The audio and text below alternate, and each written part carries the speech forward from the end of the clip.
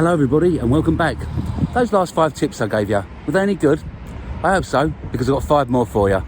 New year, new you, part 2.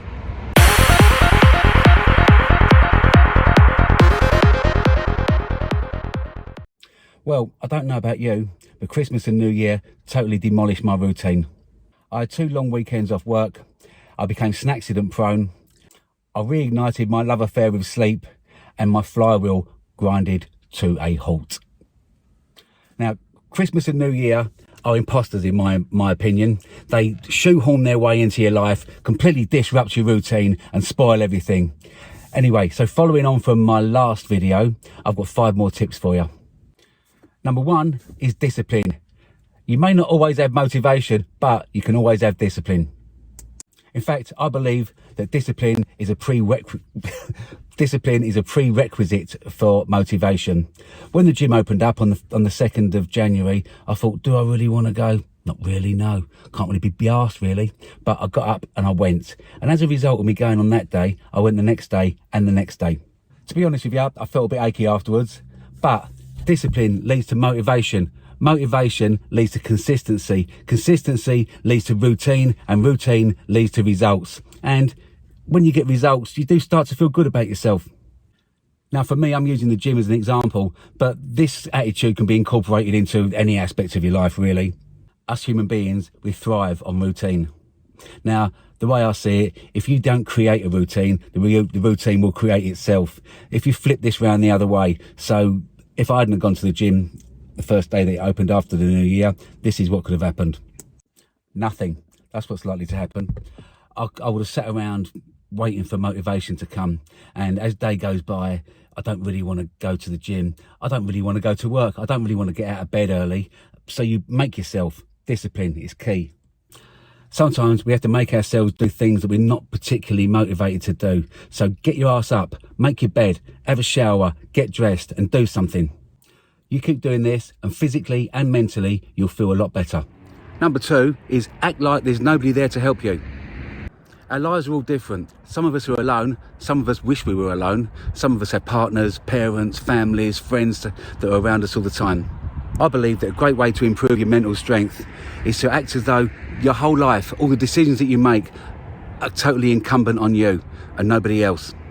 So imagine that your whole life, your decisions that you make, the places that you go, imagine that your friends, family, partners, colleagues and neighbours, imagine the Samaritans are having a day off and God's not listening to you.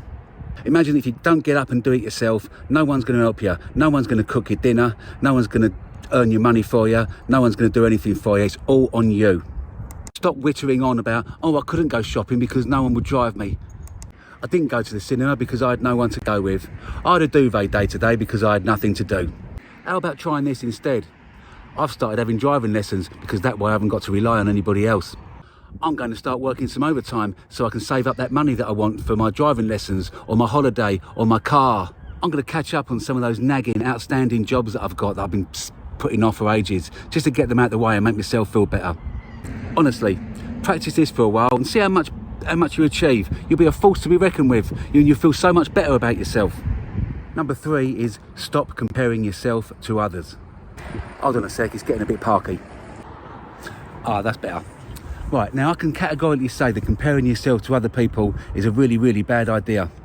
If you start looking at people like Dave, your mate from school, who's bought his house and he's paid off his mortgage now, or Julie, your ex-wife who left you and she married somebody else and they've now got a successful life and 2 beautiful children, or Richard, your old pal you used to go to football with, who started up his own business and he's now a millionaire. Don't do that.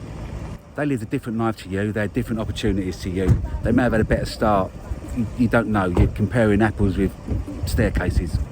Or what about the other side of the coin? I went to school with people that are no longer with us, or spent lengthy amount of times behind the big door. And God bless them, but what can be gained by comparing yourself to them?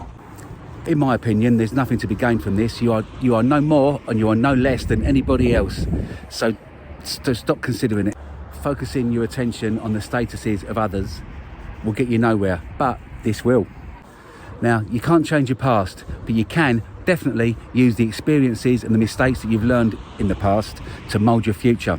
If you want to make comparisons, make them with yourself. Get that old pen and paper out again and make an inventory of your life. Where do you live? How do you live? What do you do for work? Do you like your job? How could you improve? And what you can't improve, what is stable? What are you definitely in no danger of losing? How can you shore things up? Maybe look at some of the negatives and think, what can I do to make things a little bit better tomorrow than they are today?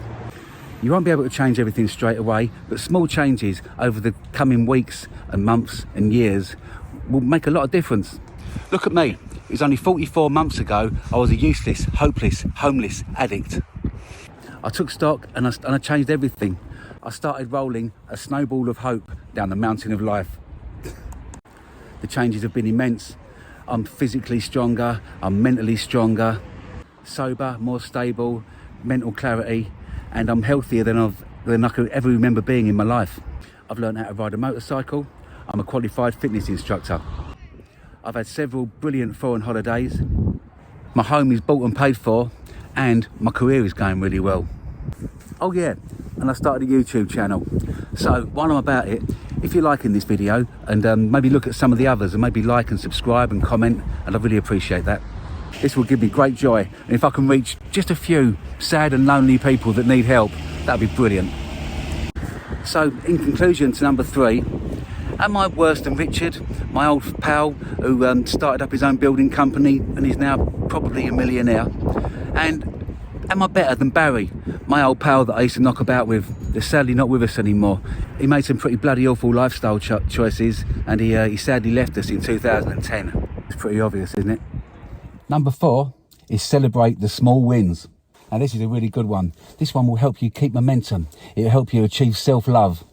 You'll feel good about as you go about your business, achieving little minuscule goals and making your life better. For instance, I need to lose about 2 stone probably, and that's a bit of a daunting task really, but if I say to myself, this week I'm going to lose 1 pound, and I do it, it's a mini victory, isn't it? Or, as you know, anyone who's watched my videos before, my aim is to complete the park run in under 30 seconds. Now this is a tall order, right? But if I can run it a few seconds quicker on Saturday than I did it last Saturday, mini victory, another one, yippee. Now I think it's a really good idea to celebrate these little victories, but just don't do it by going on the piss or eating a stuffed crust pizza. Number 5 is help another mother. Now I believe this to be really important. Imagine, for instance, you're driving down the road and you come across somebody parked in a lay-by, they've got a puncture, it's dark, it's late at night, they're destitute, they're on their own, they don't know what to do, right? Now, you imagine that you pull over and you jump out and you help them change their tyre. Now, how utterly cool and the entire gang are you? And how great is that going to make you feel? And the other person's going to feel good? Doing this puts a smile on everyone's face, creates a feeling of humanity and goodwill, and starts a Mexican wave of love. The knock-on effect of your goodwill, it could be endless, couldn't it? The person that you help helps someone else, and they help someone else, and in turn it just goes on and on and on. It's a truly great thing. Okay, in fact, there's not much better in life. In fact, it's that bloody good, right, that I suggest you don't wait for it to happen, you go out and look for it. Go out, find a homeless person, buy them a meal deal. Go and knock on one of your neighbour's door, one of your elderly neighbours' doors, and just go and ask them if they're okay, if they need anything. Can you be of assistance to them? Go and clear out some of your old clothes. Stick them in the Salvation Army box.